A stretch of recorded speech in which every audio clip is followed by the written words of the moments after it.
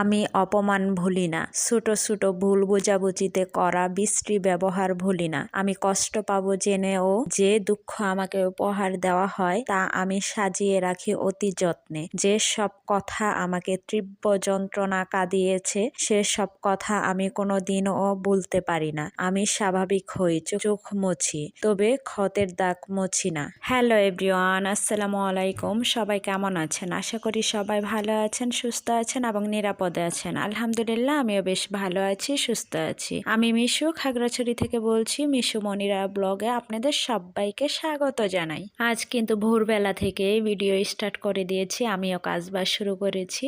কারণ সবসময় কিন্তু আমি একদম সকাল থেকে কাজ শুরুও করি না, আর আমি উঠিও না তেমন। আপনাদের ভাইয়া চলে গেলে তারপর আমি আবার শুয়ে পড়ি।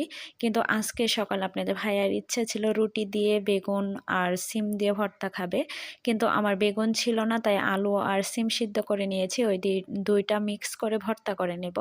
আর এইদিকে কিন্তু আমি রুটিও ভেজে নিচ্ছি। আর এতগুলা রুটি দেখে ভাবতে পারেন দুইজনে এত রুটি খাবে, না না, একটা ভাইকে দেওয়ার আছে। সেই ভাইকে রুটি আর ভর্তা দিবে, এর জন্য আরও আমার তাড়া।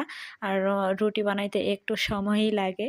তো আমি অনেক চেষ্টা করছি যেন সবগুলা ফুলে, কিন্তু মাশাআল্লাহ সবগুলা কম হলেও ফুলেছিল। কিছু কিছুগুলো তো ফুলে ঢুল হয়ে গেছিলো। আমার তো দেখতে বেশ ভালো লাগছিল। রুটি ফুললে কিন্তু অনেক ভালো লাগে, আর দেখতেও যেমন, খেতেও কিন্তু ওরকম ভালো লাগে।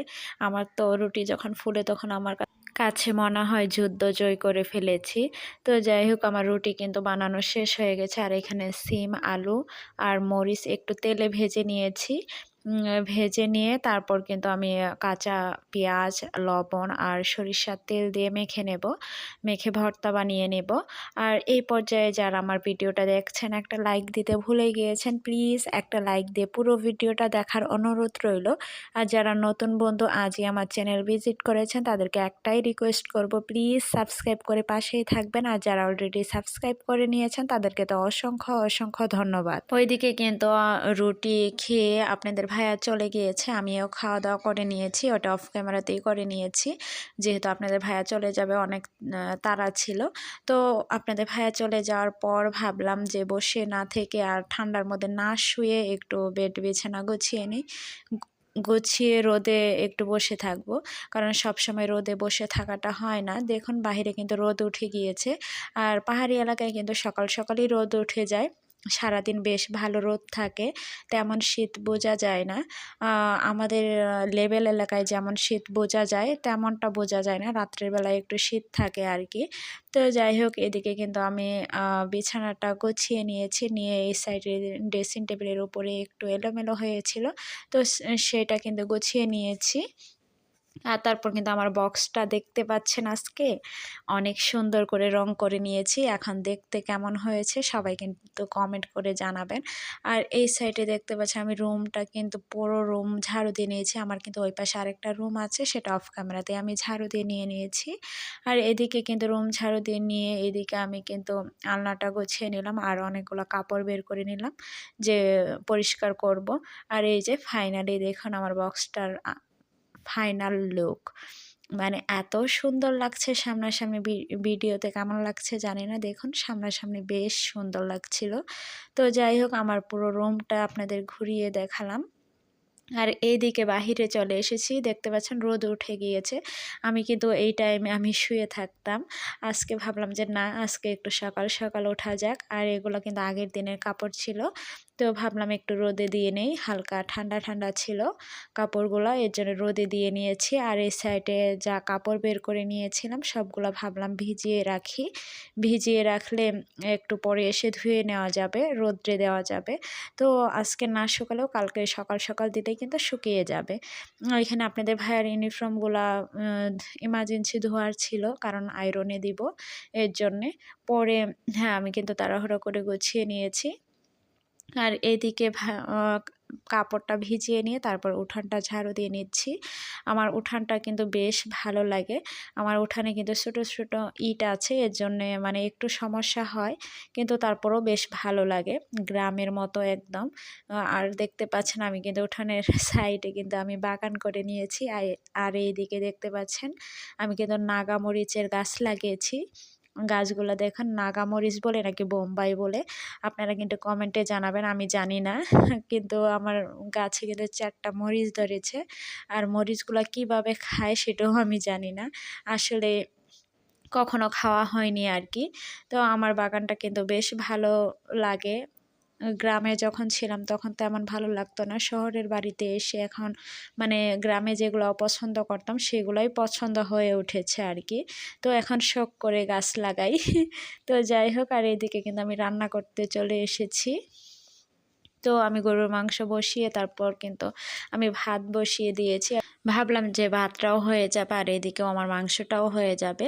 তো এদিকে কিন্তু আমার গরুর মাংসটা কষানো হয়ে গিয়েছে, তো ঝোলের পানি অ্যাড করে দিচ্ছি। ঝোলের পানিটা দিয়ে ঢাকনা দিয়ে ডেকে আমি অফ ক্যামেরাতে রান্না করে নিয়েছি, দেখতে পাচ্ছেন। গরুর মাংস কিন্তু আমি রান্না করে বাটিতে নিয়ে নিয়েছি খাবো বলে।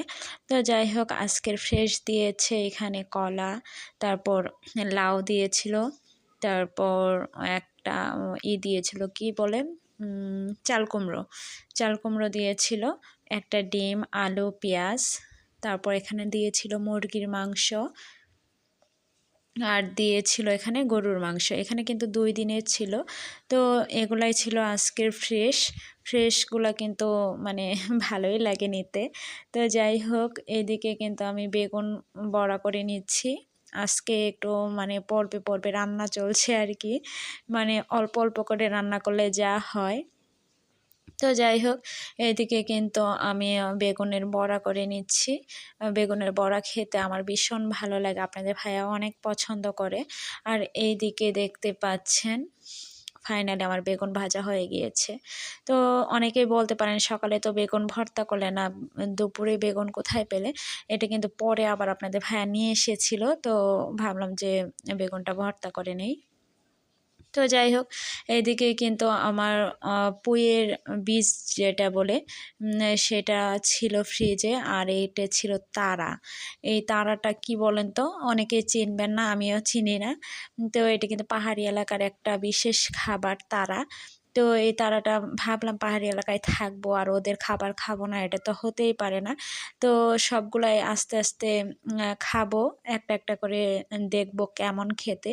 তো সেই আশাতে নিয়ে এসেছিলাম এই তারা, কিন্তু তারা কিন্তু বাছতে অনেক সময় লাগে, আর বাছতে বাছতে দেখা যায় যে অল্প একটু পাওয়া যায় আর সব ফেলেই দিতে হয়। দেখুন এরকম ভিতর থেকে কচি একটা শ্বাস বের হবে, সেটাই কিন্তু রান্না করে দেখুন এখানে অনেকগুলা বের হয়ে গেছে, ফেলে দিব, আর একদম রান্না করার মতো একদম অল্প বের হয়ে গেছে।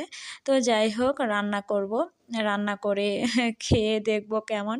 তো এদিকে কেটে নিচ্ছি, আমি কিন্তু ইউটিউবে সার্চ দিয়েছিলাম, দিয়ে দেখে নিয়েছি যে হ্যাঁ কেমনে কাটতে হয়, কেমনে বাছতে হয়। তো ওইভাবেই কিন্তু আমি কেটে নিচ্ছি, বেছে নিয়েছি। তো বিশেষ করে এটা চিংড়ি মাছের শুটকি দিয়েই রান্না করে, আমিও তাই করেছিলাম, খেতে একদম বাজে। আমি শুধু একটু চেখে দেখেছি, কিন্তু আর ভাত দিয়ে খাওয়ার সাহস হয়নি। আপনাদের ভাইয়াও একটু খেয়ে দেখেছে, ভালো লাগে না, পরে ফেলে দিয়েছি। আর এদিকে পুঁইয়ের বীজ ভাজি করেছি, আর ছিল গরুর মাংসের তরকারি। তো তারা খেতে একদম ভালো না, পাহাড়িরা কিভাবে খায় ওরাই ভালো জানে। মানে একটু সিদ্ধ হয় না আর কি, কেমন জানি একটা কচকচে ভাব।